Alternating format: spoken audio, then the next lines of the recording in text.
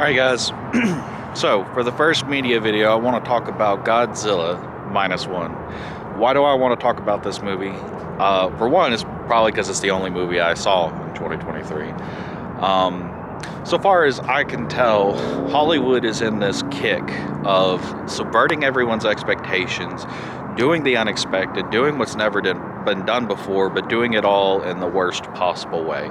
There's no consideration for story, for audience expectations, and for satisfaction when people leave the audience. And I hate to say this, but Godzilla is perhaps the most basic of movies, but I mean that in the best way possible. When I watched this movie, I could read it from start to finish. I knew where everything was going, and I was happy that that was the case. I'm sick and tired of Hollywood and a lot of the stuff that they've been putting out lately. Even if it's not political, usually the only thing that they care about is showing you something you've never seen before, whether or not that makes a good story. In the case of Godzilla minus one, the story comes first. And ironically, I've heard a lot of YouTubers talking about this, but they say that usually it's the human characters who take you out of the movie and ruin a good Godzilla movie or any other kind of big beast, big kaiju movie that you might see. I don't know about that.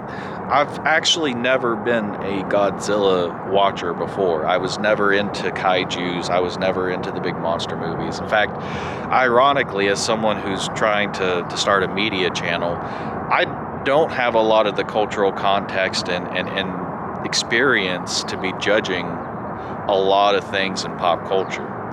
I've never seen a Godzilla movie before, and I have no reason to be interested in them. I'm not a diehard fan. I'm not somebody who goes out of his way to see every Godzilla movie that gets released.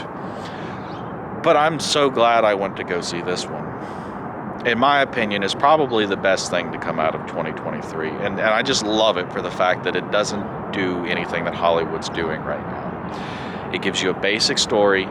It gives you a good story. Let me make that clear. And it leaves you satisfied when you leave. Now, there are some parts in it where I personally think that's a little bit cheesy, a little bit ham-fisted.